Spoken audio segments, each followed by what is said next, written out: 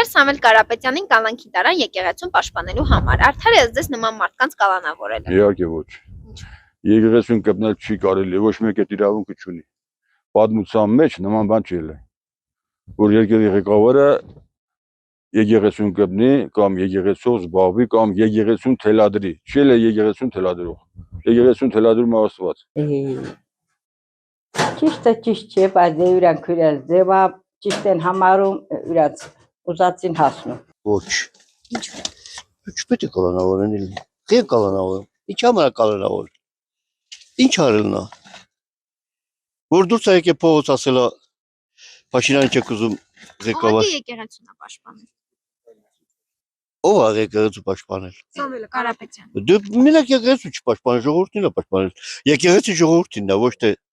մի անհատ մարդու։ Մի բան էլ ասեմ, թուրքը ինչ գործ ունի, որ մեր երկրում եկեղեցական բան